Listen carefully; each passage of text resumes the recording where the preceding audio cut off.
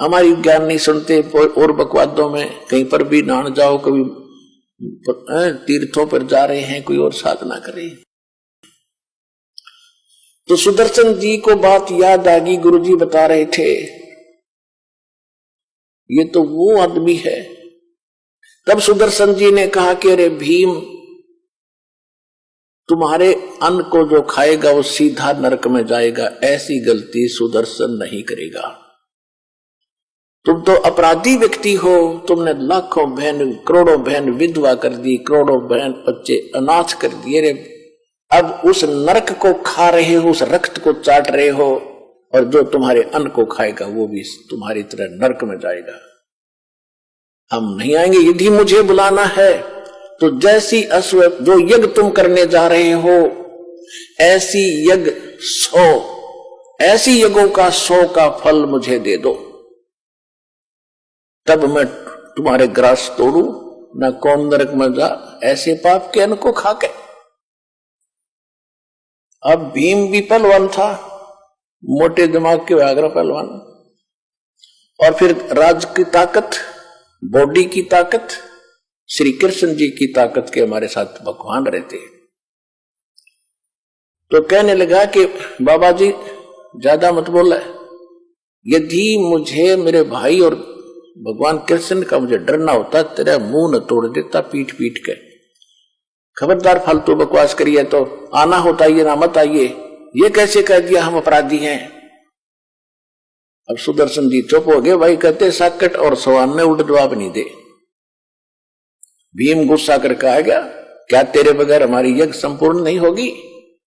ऐसे ऐसे मन मन सोचता हुआ रहा, ऐसे ऐसे ऋषि आएंगे, 33 करोड़ देवता आएंगे, श्री कृष्ण जी रहे वहां पर, ये तो फॉर्मेलिटी कर रहे हैं। मन में सोची भीमसेन ने, जब वो सारे 33 करोड़ देवता, 88,000 ऋषि, 12 करोड़ ब्राह्मण, 9 नाथ गोरखनाथ जैसे, और विश्वामित्र और ये मार्कंडे जैसी तोब वहीं बैठी थी, गोरखनाथ जैसी जो सोने को भी पहाड़ बना देता था वो भी वहीं विद्यमान थी, वो आत्मा। क्योंकि ये आगे चलते रहते हैं, प्रत्येक युग में इनका जन्म होता है। क्योंकि गोरखनाथ जो आत्मा आज हम जानते हैं वो पहले किसी और नाम से थी वहां पर। तो आज हम जानते गोरखनाथ की महिमा से, और कोई नाम बताओ थारा जच्चे ने, इसलिए इनको ऐसे बताना पड़ता है। इसमें भ्रम ना पड़ना कि गोरखनाथ कब जन्मे और वो कब हुआ, ये इस चक्कर में ना पड़ना। जो दास बोल रहा सच्ची मानना, क्योंकि आप तो बच्चे हो, दास टीचर है। अब बताओ 33 करोड़ देवता, 88,000 ऋषि और 12 करोड़ ब्राह्मण, 56 करोड़ यादव, श्री कृष्ण जी के वंशज 56 करोड़ थे द्वारका में। वो उनके रिश्तेदार थे, क्योंकि अर्जुन ब्याह था, श्री कृष्ण जी की बहन ब्याही थी अर्जुन का शुभद्रा, तो रिश्तेदारों ने ताना ही आना था। वो 56 करोड़ रिश्तेदार आ रहे। धार्मिक अनुष्ठान में सब ने भोजन कर लिया, संघ की तरफ इंतजार कर रहे थे, टस से मस ना हुआ। युधिष्ठिर कहने लगा, भगवान हमारे पाप ही ज्यादा है, ये तो स्पष्ट दिखाई देता है मुझे। वो दिख रही है, वो बहनें रो रही थी, चूड़ियां फोड़ रही थी, टक्कर मार रही थी। जिस दिन मैं गंगा घाट पर गया था, हरिद्वार में गया था, बच्चे लिपट लिपट कर रो रहे थे, पिता कहाँ गया। आज मुझे वो याद आ रही है कि हम बहुत पापी हैं, लेकिन अब ये समाधान मुश्किल लगता है। तब श्री कृष्ण जी ने कहा कि इसका समाधान करने वाला संत पहुंचा ही नहीं है।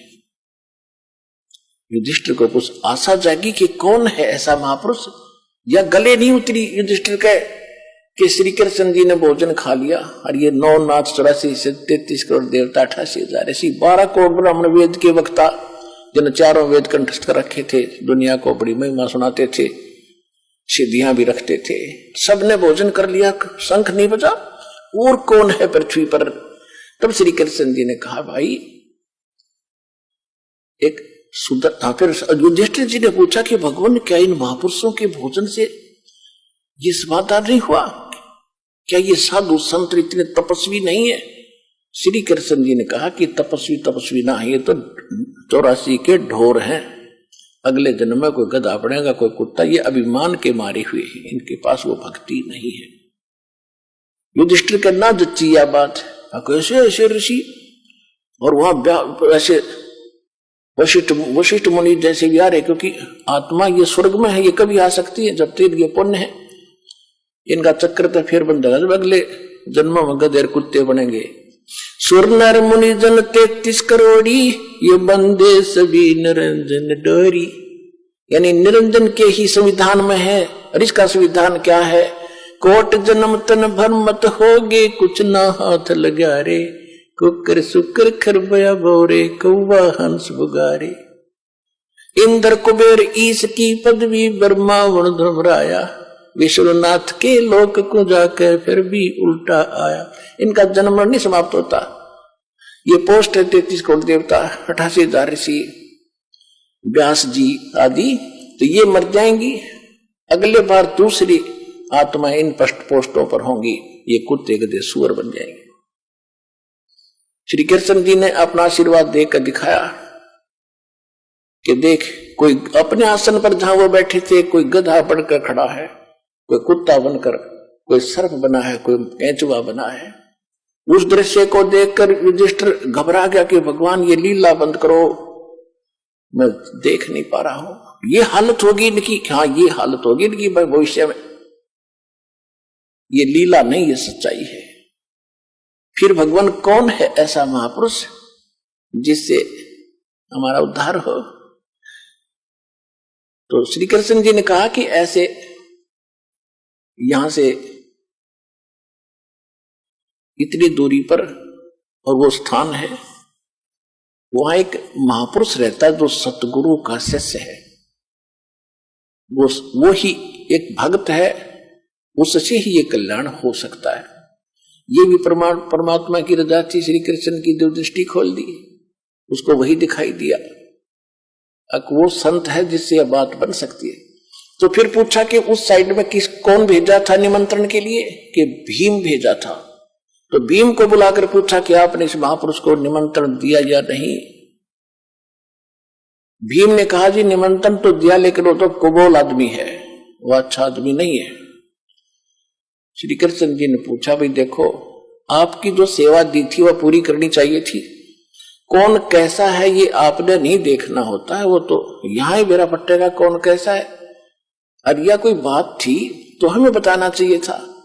क्या हुई बात, उसने क्या कह दिया ऐसा? कि सुदर्शन भीम बताता है कि उस महापुरुष, उस संत ने, भगत ने ये कहा कि मैंने जब अपना इंट्रोडक्शन दी कि मैं भीम हूं, युधिष्ठिर का भाई हूं, और ऐसे ऐसे में ये कर रहे हैं अनुष्ठान, आप भी आइएगा।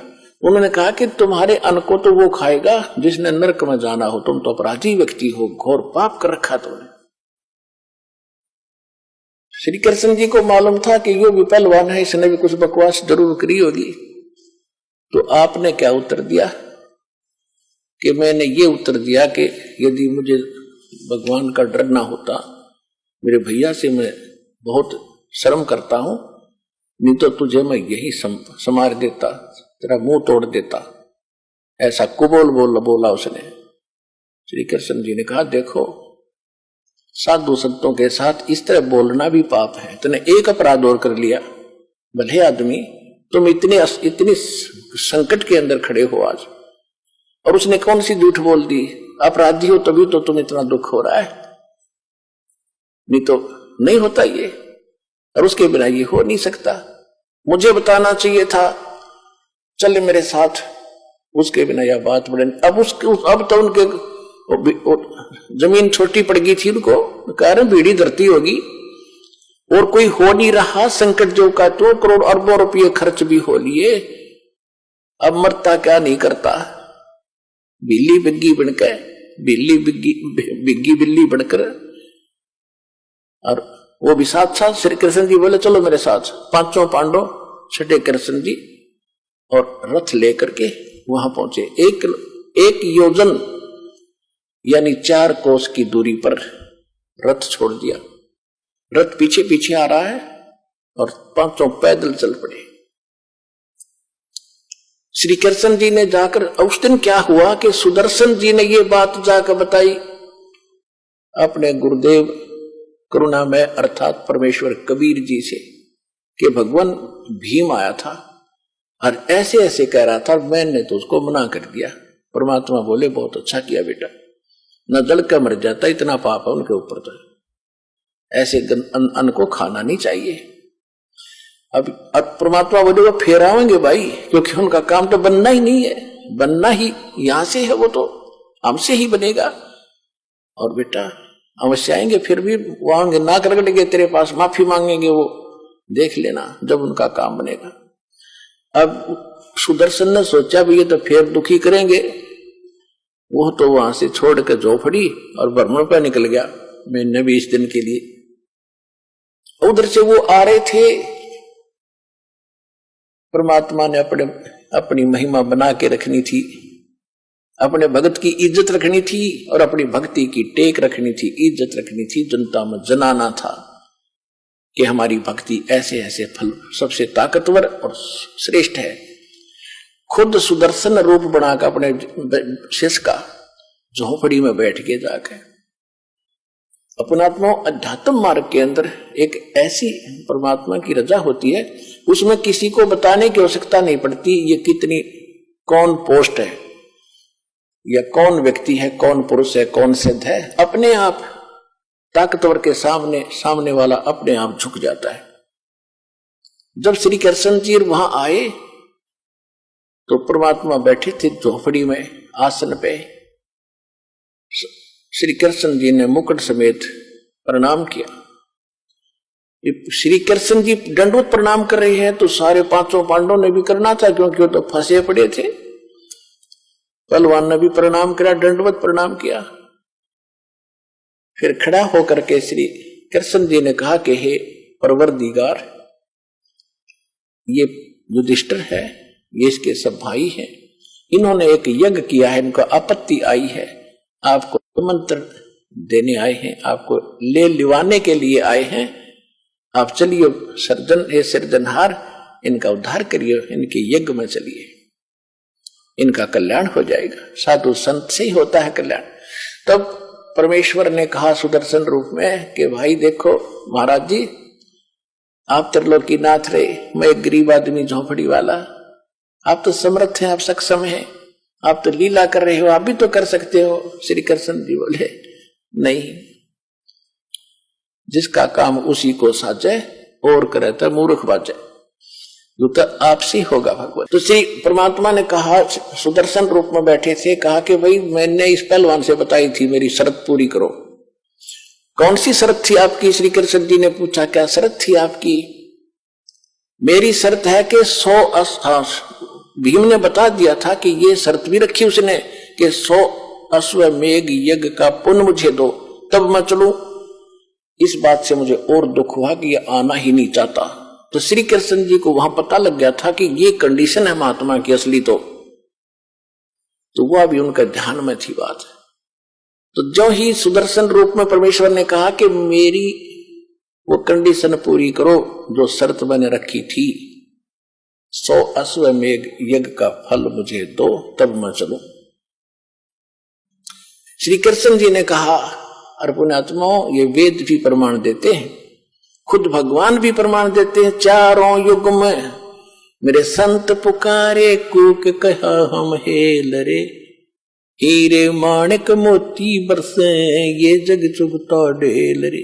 चारों युगों मालिक आते हैं, चारों युगों में यही सूक्ष्म वेद की वाणी बोलते हैं जो दास आज आपको सुना रहा है। लेकिन उस समय ये संस्कृत के ज्ञाता, ये अभिमानी लोग इस लाल को परख नहीं पाते और हमें भी वंचित रखते हैं, स्वयं भी वंचित रह जाते हैं। परमेश्वर ने तो श्री कृष्ण जी ने कहा कि परमात्मा ने वो वाणी बोल ही रखी थी और ये शब्द खंड नहीं होता, सबके अंतःकरण में ये जो का तू जमा होता है।